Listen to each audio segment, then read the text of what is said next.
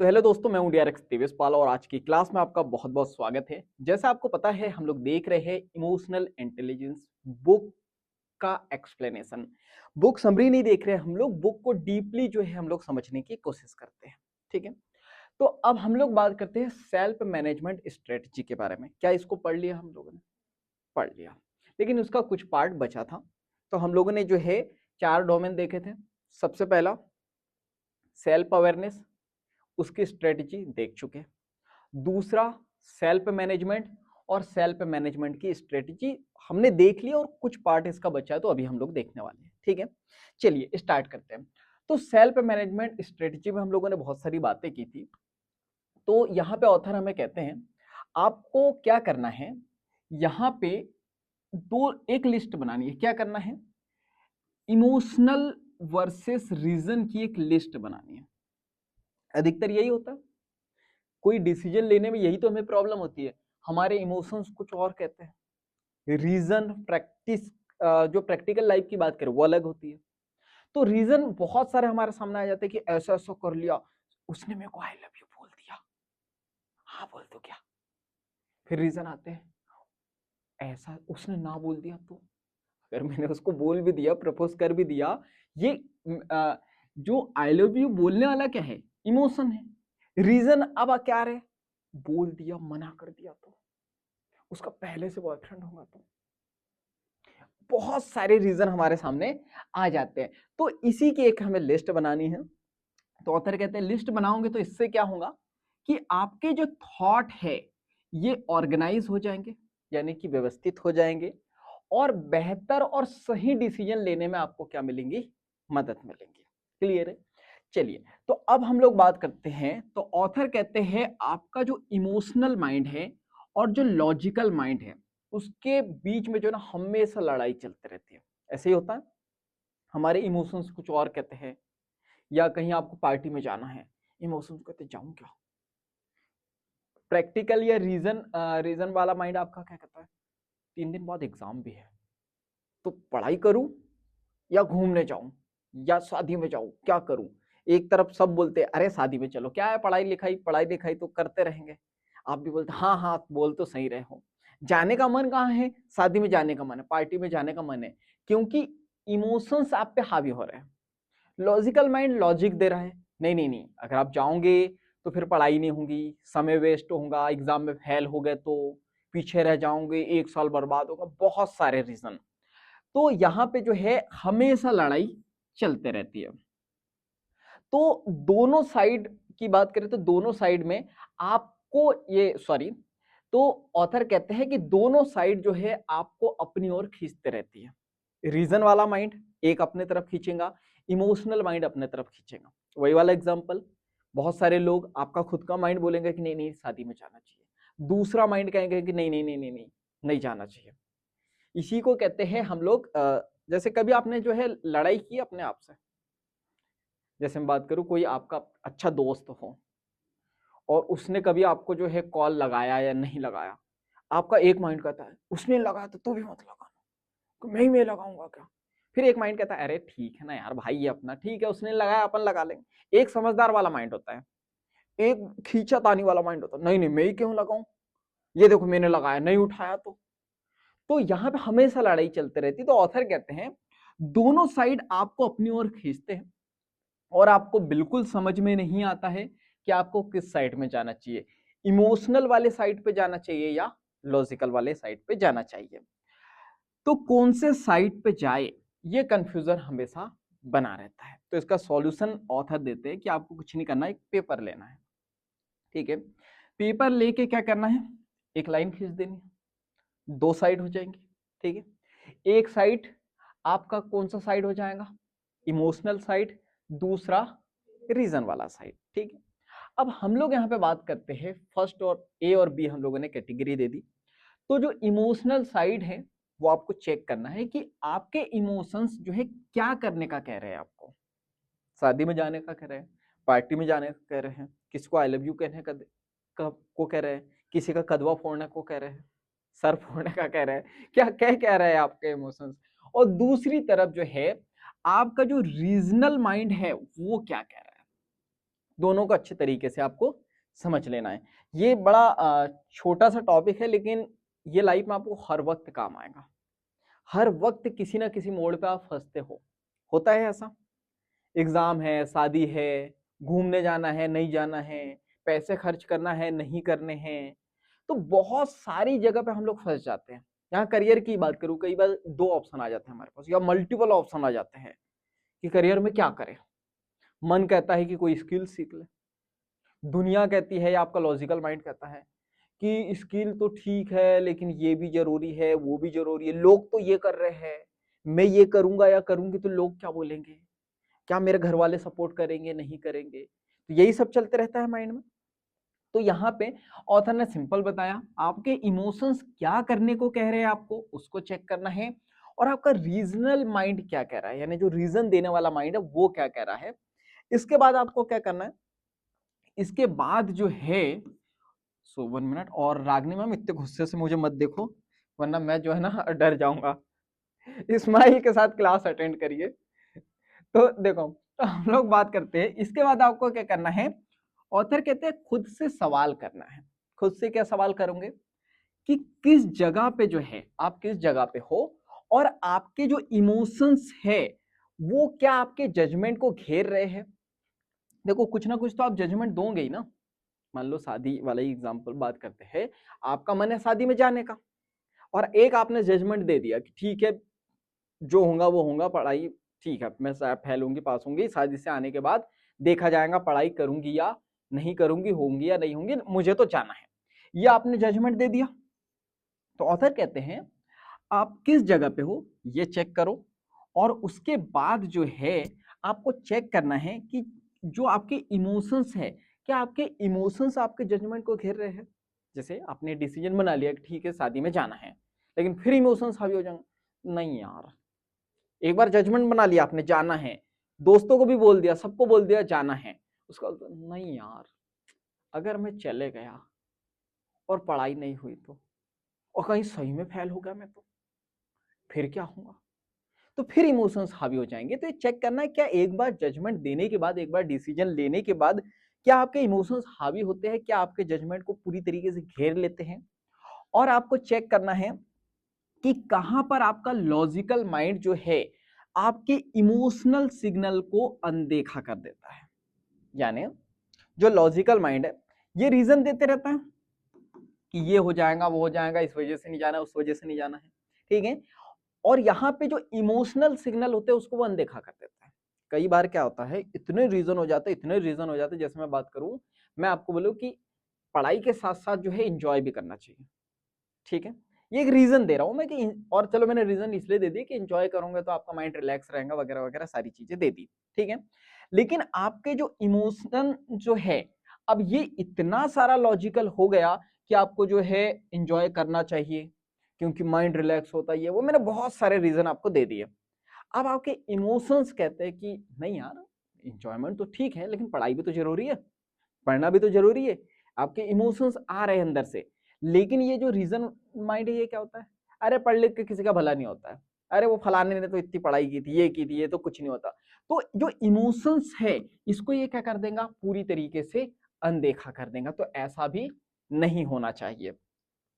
तो यहाँ पे ऑथर कहते हैं आपने कभी ना कभी जो है एक्सपीरियंस किया होगा कि जो आपकी फीलिंग है वो आपके रास्ते में आ जाती है।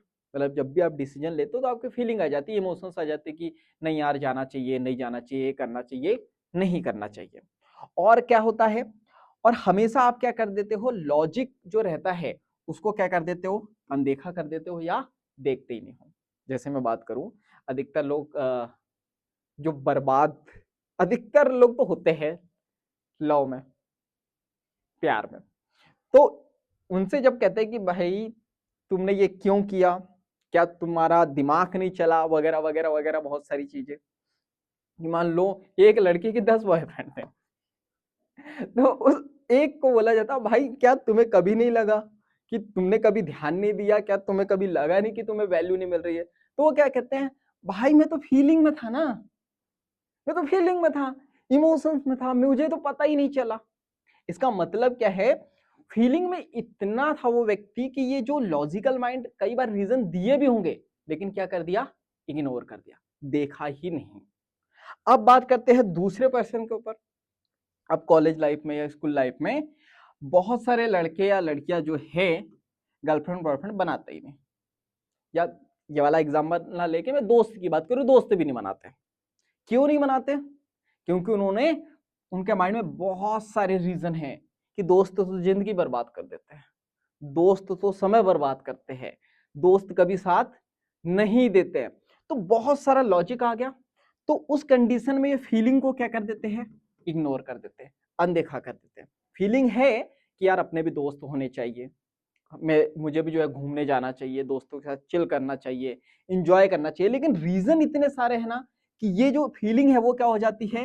अनदेखी हो जाती है। तो ऑथर यही कहते हैं कि आपको ध्यान रखना है कि आपको जो है ना रोबोट नहीं बनना है।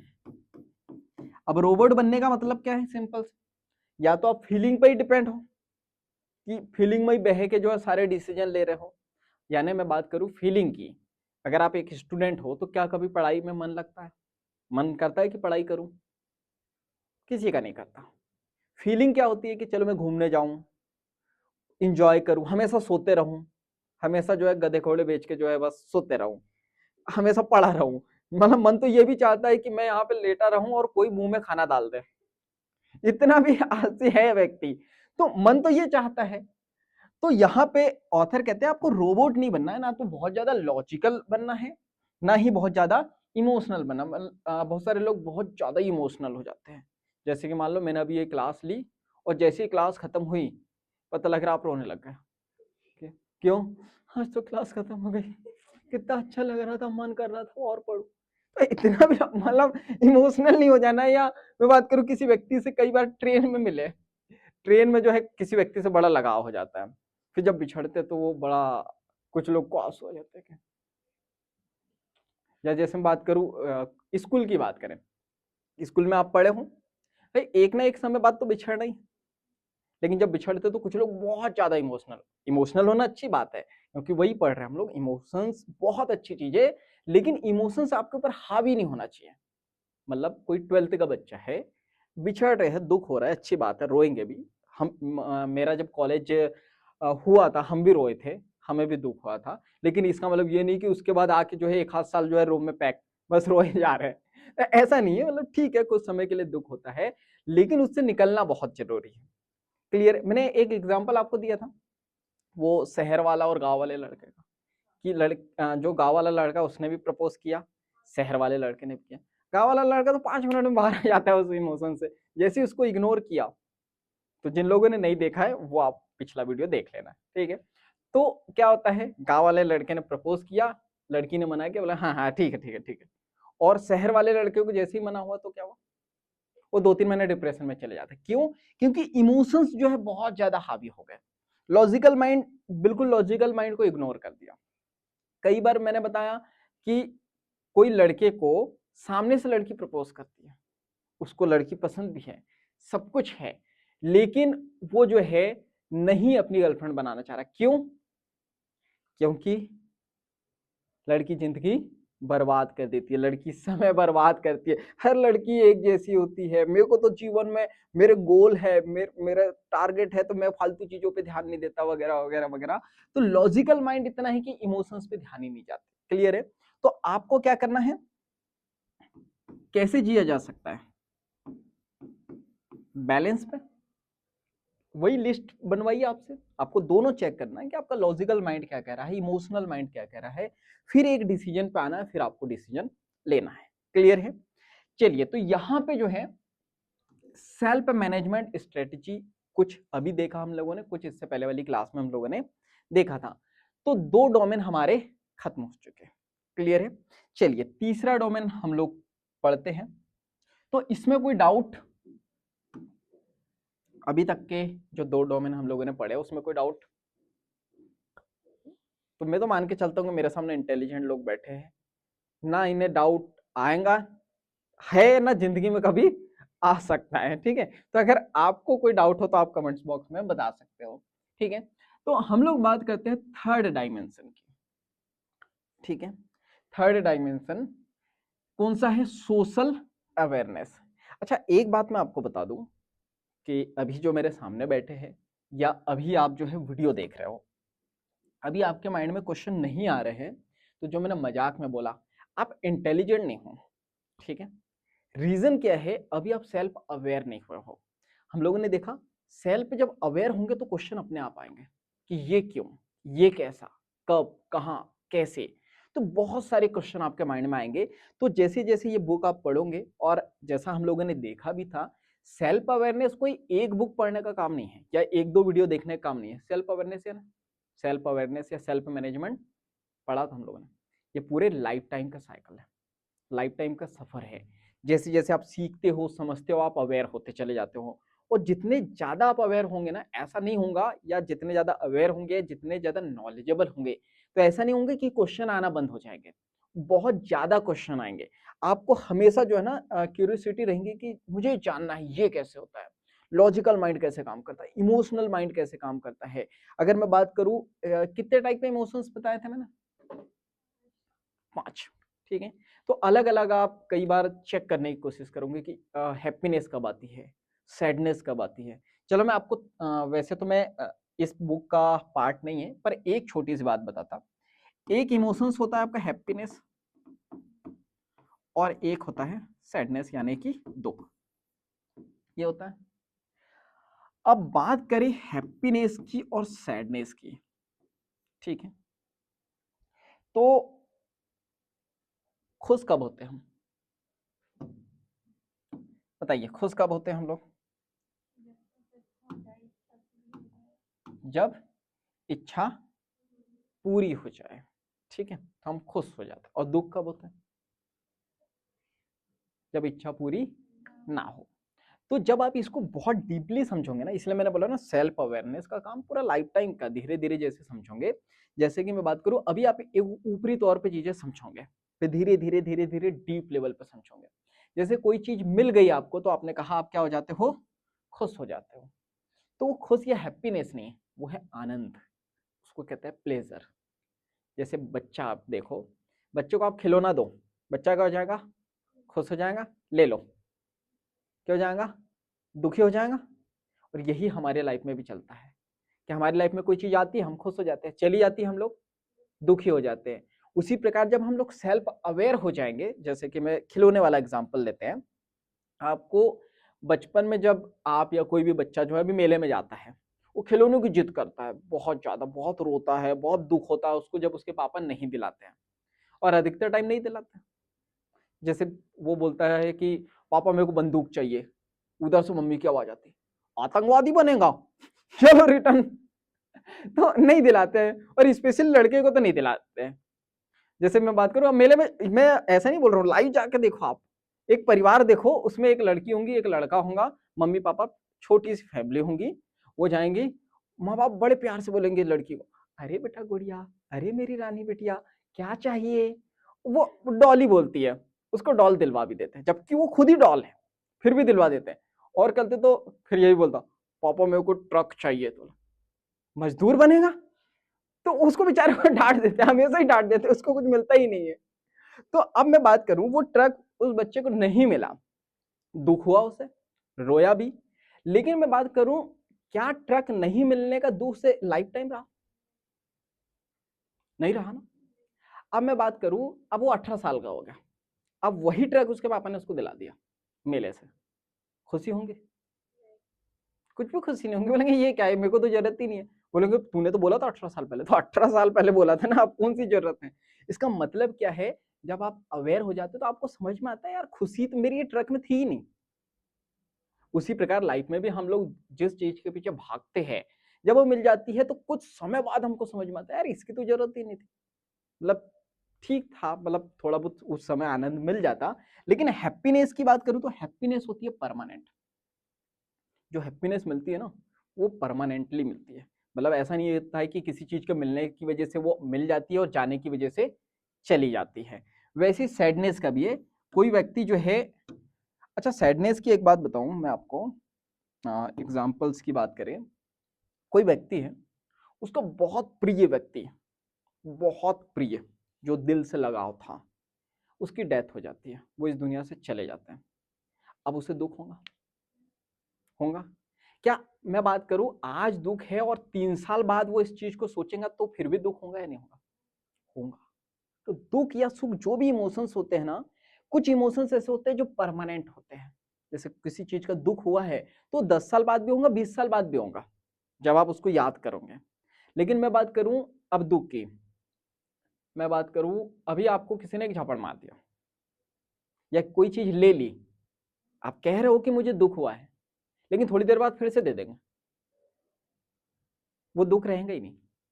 तो थोड़ा सा कष्ट होता है, पीड़ा होती है, परेशानी होती है। जैसे कि पैसा नहीं है, हेल्थ अच्छी नहीं है, पैसा मिल जाएगा, व्यक्ति फिर से जैसा का वैसा।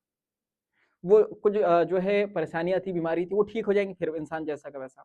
तो ये इमोशंस को चलो मैं बाद में बताऊंगा, वो बहुत डीप ये जो है टॉपिक है ये। तो जैसा हमको लगता है ना कि ये कितने इमोशंस हैं, 5। तो क्या 5 शब्द में ये पूरे हो जाएंगे? नहीं, बहुत डीपली आपको समझना पड़ेगा, क्योंकि पूरा जीवन तो इसी पे 5 इमोशंस पे ही है। चलिए, तो अब हम लोग थर्ड डायमेंशन स्टार्ट करते हैं। तो थर्ड डायमेंशन कौन सा है? Social awareness. ठीक है, तो सोशल अवेयरनेस की बात करें हम लोग तो क्या होता है सोशल अवेयरनेस? पहले भी मैंने बताया था आपको, सोसाइटी को समझना यानी दूसरे व्यक्ति को समझने की एक प्रोसेस होती है। तो सोशल अवेयरनेस का मतलब है कि जब आप दूसरों के इमोशंस को समझते हैं या दूसरों की फीलिंग को समझते हैं, तो उसी को हम लोग क्या कहते हैं? Social awareness. सिंपल भाषा में कहे, अपने आप को समझना सेल्फ अवेयरनेस, दूसरों को समझने की कला को क्या कहेंगे हम लोग? Social awareness. ठीक है, तो जब भी आप कुछ करते हो तो दूसरों के इमोशंस को आपको समझना है, दूसरों की फीलिंग के बारे में सोचना है। मुझे जो है किसी को झापड़ मारना है, तो ठीक है, वो मेरी इच्छा है, मेरे को शायद मजा आता होगा उसमें, लेकिन दूसरों की फीलिंग का क्या? जैसे मैं बात करूं, ऐसा कहते हैं ना कि हमारे समाज में इंसान से ज्यादा तो जानवर है। जैसे मैं बात करूं, दिवाली में आपने लाइव देखा होगा, कुछ लोग कुत्ते की पूंछ में फटाके की लड़ लगाते हैं। अब देखा जाए तो जो व्यक्ति लगा रहा है उसको तो खुशी मिल रही है, लेकिन दूसरों की फीलिंग का क्या, दूसरों के इमोशंस का क्या? तो ये व्यक्ति यहाँ पे नहीं सोचते हैं। तो हो सकता है कई बार व्यक्ति सेल्फ अवेयर भी नहीं है वो व्यक्ति, क्योंकि सेल्फ अवेयर रहता तो सेल्फ मैनेजमेंट आ जाता। सेल्फ मैनेजमेंट यानी देखो, जो व्यक्ति सेल्फ अवेयर हो जाता, खुद से अवेयर हो जाता, जागरूक हो जाता है, वो अपने आप अपनी लाइफ को मैनेज करने लग जाता है। सेल्फ मैनेजमेंट, सेल्फ मैनेजमेंट का मतलब क्या?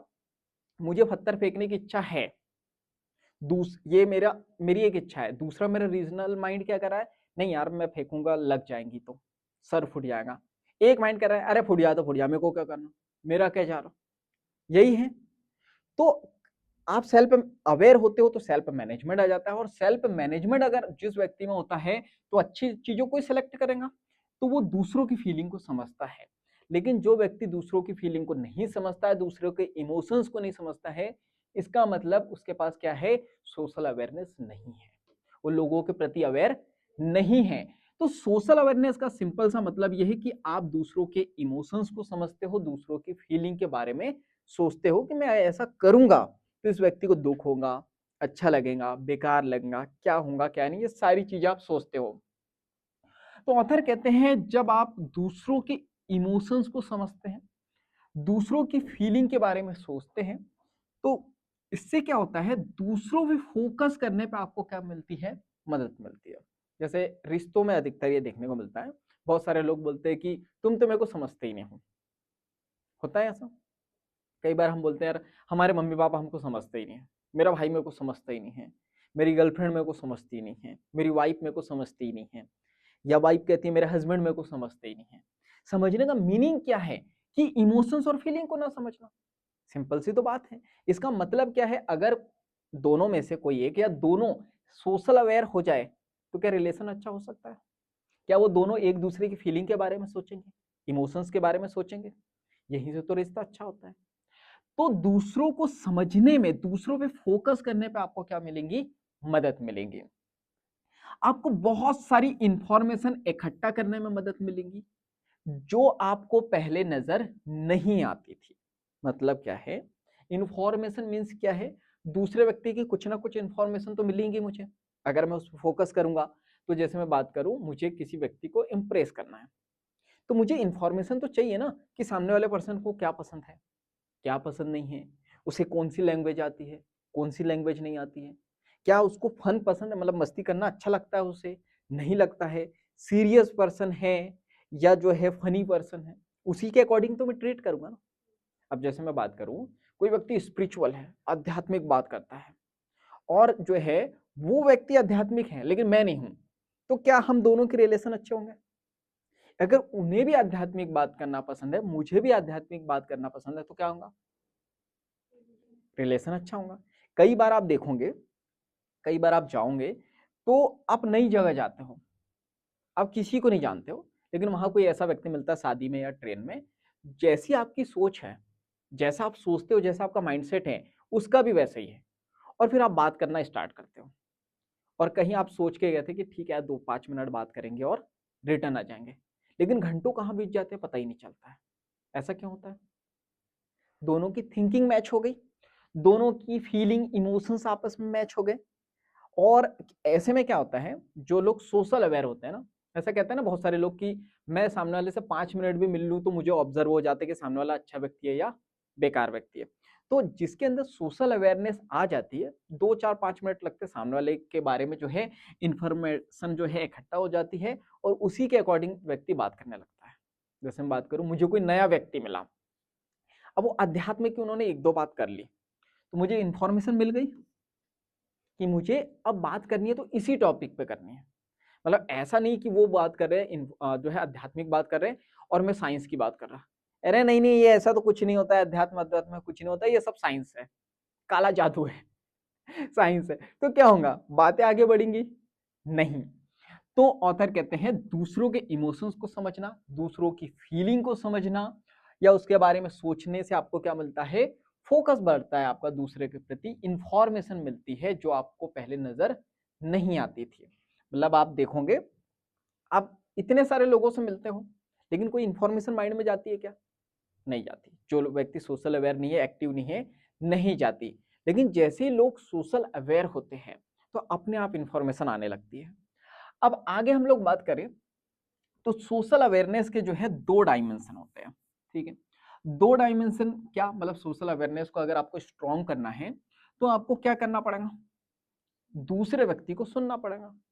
अगर जैसे मैंने बोला, सामने वाले ने 2-4 बात मुझसे आध्यात्मिक बात की, तो उन्होंने तो कही लेकिन मैंने सुना ही नहीं, तो क्या मैं ऑब्जर्व कर पाऊंगा? नहीं। तो उसके 2 एलिमेंट है या डायमेंशन है, पहला सुनना और दूसरा ऑब्जर्व करना। ऑब्जर्व करने का मतलब किसी की बात को गौर से सुनना, ठीक है। जब तक कि आप किसी की बात को गौर से या ध्यान से नहीं सुनोगे, क्या बात को ऑब्जर्व कर पाओगे, क्या समझ पाओगे? नहीं। तो क्या करना है, सबसे पहले सुनना है। कहते हैं भगवान ने जो है एक मुंह दिया है और कान, क्यों? क्योंकि बोलो कम और सुनो ज्यादा। तो अगर आप ज्यादा सुनोगे तो ज्यादा जो है वैल्यूबल बनोगे लोगों के लिए। और आपने कई बार देखा होगा ना, ऐसा ग्रुप बैठा रहता है, कोई व्यक्ति मुंह में विमल भरता है और बोले जाता है, बोले जाता है, बोले जाता है, बोले जाता है बहुत, और लोग उसकी बातों को इग्नोर करते जाते हैं। कोई व्यक्ति होता है ध्यान से सुनता है, अच्छा यहाँ पे ये होगा, ये वाले फंक्शन में जाऊंगा, ऐसा होगा वैसा, और फिर वो लॉजिकल बातें करते हैं। तो ऐसे व्यक्ति की वैल्यू होती है, उसकी बातों की वैल्यू होती है। तो सोशल अवेयरनेस के लिए क्या करना है, सुनना है, और दूसरा क्या करना है, ऑब्जर्व करना है। मतलब मान लो सामने वाले व्यक्ति ने कोई स्पिरिचुअल बात करी, ठीक है, तो आप इस बात को क्या करोगे, ऑब्जर्व करोगे कि सामने वाला जो व्यक्ति है वो स्पिरिचुअल बात तो कर रहा है, चलो समझ में आ रहा है, पर सही बात कर रहा है कि नहीं? कई बार लोग फेंकते रहते हैं इधर उधर की, वो उसमें कोई लॉजिक ही नहीं रहता है। मतलब अब अगर कोई बोले कि शिव जी तो जो है अभी भी धरती पे है, उन्होंने अभी अभी जो है अवतार लिया है, मतलब हो भी सकता है, लेकिन क्या लॉजिक है इसके पीछे? नहीं है। तो अगर कोई बिन बिन लॉजिकल के बात कर रहे हैं तो उसको भी तो ऑब्जर्व करना पड़ेगा ना। क्लियर है? तो यहां पे जो है आगे हम लोग बात करें तो थर्ड डायमेंशन में आपको सोशल अवेयरनेस के लिए क्या करना होगा, तो ऑथर कहते हैं सबसे पहले आपको सेल्फिश चिंताओं को जो है छोड़ना पड़ेगा। सेल्फिश चिंताओं का मतलब जिसमें सिर्फ और सिर्फ आपका मतलब हो, यानी जो अभी अधिकतर व्यक्ति में आ जाता है, मैंने ये क्लास ली, मेरा क्या फायदा इसमें, मैंने ऐसा कर दिया तो मेरा क्या फायदा। तो जहां वो वाली बात आ जाती है मेरा क्या फायदा, तो वहां पे मतलब आप क्या हो गए हो, सेल्फिश हो गए हो। और जब आप सेल्फिश होंगे, सोशल अवेयरनेस आपके अंदर आ ही नहीं सकती। जैसे मैं अभी अपने एक फ्रेंड के यहाँ गया था, तो उन्होंने सामने वाले से एक हेल्प मांगी। उनके खेत में कोई सामान था तो वो उससे चाहिए था, और ऐसा था कि ये जिनका खेत था उस सामान से उनको कोई लेना देना नहीं था। तो वो कहते हैं, मुझे बड़ी हंसी आई कि भाई ठीक है ये चीज तो मैं दे दूंगा, लेकिन ये मेरा मेरा इसमें क्या फायदा। तो वही वाली चीज मुझे याद आई कि जहां पे आपका आ जाता है कि मेरा क्या फायदा, यानी आप हो गए हो सेल्फिश। ठीक है, तो सोशल अवेयरनेस के लिए आपको क्या करना है, सेल्फिश चिंताओं को छोड़ना है। इससे क्या होगा, आप दूसरों की जरूरतों को पहचानने में आपको क्या मिलेंगी, मदद मिलेंगी। तो आपको क्या करना है, दूसरों की जरूरतों को जानने की, पहचानने की कोशिश करनी है। अगर दूसरों से रिश्ता बनाना है, दूसरों को समझना है, तो ऐसा कहते हैं ना कि अपनों की पहचान कब होती है, कब होती है, मुसीबत में। तो आपको चेक करना पड़ेगा ना, पता करना पड़ेगा कि आपके जो अपने हैं उनको आपको क्या करना पड़ेगा, पहचानना पड़ेगा, उनकी जरूरतों को पहचानना पड़ेगा कि उनकी अभी जरूरत क्या है, किन चीजों की जरूरत है उन्हें। हो सकता कोई व्यक्ति इमोशनली टूट गया हो, उसे इमोशंस की सिंपैथी की जरूरत हो, किसी के पास जो है फाइनेंशियल प्रॉब्लम चल रही हो, अलग अलग प्रॉब्लम होती है लोगों को। तो आपको क्या करना है, दूसरों की जरूरतों को जो है पहचानने की कोशिश करना है। और दूसरे व्यक्ति जब कहेंगे, कई बार हम जाते हैं ना दोस्तों के पास या रिश्तेदारों के पास, अरे और सुनाइए कैसे हो आप, क्या चल रहा है लाइफ में। तो कुछ लोग बड़े अच्छे बोलते हैं, अरे बढ़िया बढ़िया चल रही है लाइफ। कुछ लोग बड़े दुखी होते हैं तो बोले नहीं ठीक है, लाइफ में ये वाली प्रॉब्लम चल रही है, ऐसा ऐसा हो गया है, ये हो गया वो हो गया। तो उस समय क्या होता है, अधिकतर लोग बोलते हैं अरे ये ठीक है, पका रहा है ये व्यक्ति, ठीक है। जबकि वो व्यक्ति क्या कर रहा है, अपनी प्रॉब्लम्स बता रहा है, अपनी जरूरतों को बता रहा है। तो आपको क्या करना है, ध्यान से सुनना है। ठीक है, ध्यान से सुनना है और उस चीज पर ध्यान भी देना है कि ये जो व्यक्ति है किस चीज की प्रॉब्लम, पैसे की प्रॉब्लम है, इमोशंस की प्रॉब्लम है, टाइम की प्रॉब्लम है, रिश्तों की प्रॉब्लम है, किस चीज की प्रॉब्लम है। और आपको ध्यान से सुनना है, ध्यान देना है, फिर अपने आप से पूछना है क्या ये व्यक्ति मेरा अपना है। क्योंकि ऐसा भी नहीं कि हर किसी की मदद करने लगूंगा, मतलब जितनी हो जाए उतनी तो करनी चाहिए, लेकिन अपना समय बर्बाद करके नहीं। तो आपका अपना व्यक्ति है तो चेक करिए, ध्यान दीजिए क्या मैं ऐसी कुछ मदद कर सकता हूँ इस व्यक्ति की। तो अगर मदद कर सकते हो तो आपको मदद करना चाहिए, उस व्यक्ति से रिश्ता बड़ा अच्छा हो जाएगा आपका। क्योंकि अभी मैंने बताया अपनों की पहचान कब होती है, मुसीबत में। तो जब आप मुसीबत में किसी के साथ खड़े रहते हो ना, तो वो व्यक्ति आपको कभी नहीं भूलता है। फिर ऑथर कहते हैं जब आप ध्यान से सुनोगे और जब उस चीज पर ध्यान दोगे, तभी क्या होगा, तभी आप सामने वाले की फीलिंग को समझ पाओगे, सामने वाले के इमोशंस को समझ पाओगे। क्लियर है। तो ये था हमारा सोशल अवेयरनेस। इसके बाद हमको पढ़ना है सोशल अवेयरनेस की स्ट्रेटजी, कि सोशल अवेयरनेस को और कैसे डीपली हम लोग जो है स्ट्रॉन्ग कर सकते हैं। क्लियर है। तो आप बताइए मुझे, क्या सोशल अवेयरनेस इंपॉर्टेंट है या नहीं है, क्यों।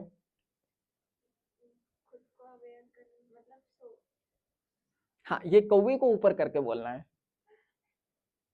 बताइए सोशल अवेयरनेस क्यों इतनी इंपॉर्टेंट है। मतलब सेल्फ अवेयरनेस तो समझ में आती है कि ठीक है मेरा फायदा है उसमें, दूसरों को समझ के मेरा क्या फायदा। खुद को भी, और मतलब अगर सक्सेस पाना है तो दूसरों के हिसाब से। बिल्कुल, क्योंकि अगर दूसरों से रिश्ता आपका अच्छा नहीं है तो क्या लाइफ में आप सफल हो पाओगे, नहीं हो पाओगे। क्योंकि अकेले कभी सफल नहीं हुआ जा सकता। मतलब ये नहीं है कि सब्जी तोड़ के कहीं से ला लिया आपने तो उसको सफल व्यक्ति कहते हैं। सफलता के अलग अलग पैरामीटर हैं। आपके रिश्ते अच्छे होने चाहिए, आप हमेशा खुश रहना चाहिए, आपका टाइम बचना चाहिए, बहुत सारी चीजें हैं, सक्सेस के पैरामीटर्स अलग अलग होते हैं। तो हमने देखा कि सोशल अवेयरनेस जो है बहुत ज्यादा इंपॉर्टेंट है। क्लियर है। तो अभी तक के हम लोगों ने क्या क्या देख लिया, सेल्फ अवेयरनेस देख लिया, सेल्फ अवेयरनेस की स्ट्रेटेजी देख ली, इसके बाद हम लोगों ने सेल्फ मैनेजमेंट देख लिया और सेल्फ मैनेजमेंट की स्ट्रेटेजी भी देख ली। क्लियर है। थर्ड डायमेंशन आज हम लोगों ने देखा सोशल अवेयरनेस। इन टॉपिक्स में से कोई डाउट हो तो बताइए। डाउट या कोई क्वेश्चन हो तो बताइए।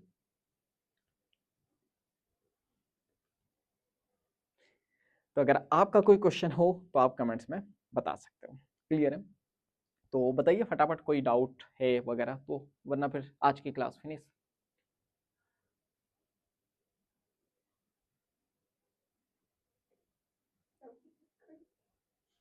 सब आपको इसलिए देख रहे हैं क्योंकि आप इस इस रूम की तो जो है सुंदरतम नारी दिख रहे हो। आपके चेहरे से जो ग्लो आ रहा है वो सबको परेशान कर रहा है, इसलिए सब आपको देख रहे हैं। और एक आपकी जो स्माइल है, मतलब जो हंसी आ रही है जिसको आप रोक रहे हो, उसको सब देख रहे हैं। और खुशबू मैम को इसलिए देख रहे हैं कि खुशबू मैम अफसोस कर रही, हे भगवान, कि ये क्वेश्चन तो अभी आया था मुझे, ये कहाँ गया, अभी गया कहीं कहीं। जी रागनी मैम, रागनी मैम का बढ़िया है। रागनी मैम इतनी सीरियस होके क्लास देखती है कि मतलब बोर्ड भी शर्मा जाता है। जी देवीश्री मैम। चलिए तो बाकी हम लोग जो है अगली क्लास में बात करेंगे। आज के लिए इतना ही। थर्ड डायमेंशन हम लोगों ने देख लिया है, इसकी स्ट्रेटेजी हम लोग जो है अगली क्लास में देखेंगे। ठीक है, तो बाकी मिलेंगे हम लोग अगली क्लास में। Thank you so much. कोई डाउट हो तो आप कमेंट्स में बता सकते हो, और इस क्लास को आप ज़्यादा से ज़्यादा लोगों को शेयर कर सकते हो, क्योंकि मेरा पर्सनल मानना है जब हम दूसरों की हेल्प करते हैं तो ये नेचर हमारी हेल्प करता है। आप दूसरों की मदद करके देखिए, नेचर अपने आप आपकी हेल्प जरूर करता है। तो थैंक यू सो मच। बाकी हम लोग मिलेंगे इस तरह हंसते हुए, मुस्कुराते हुए, लाइफ में आगे बढ़ते हुए और कुछ नया नया सीखते हुए। Thank you so much.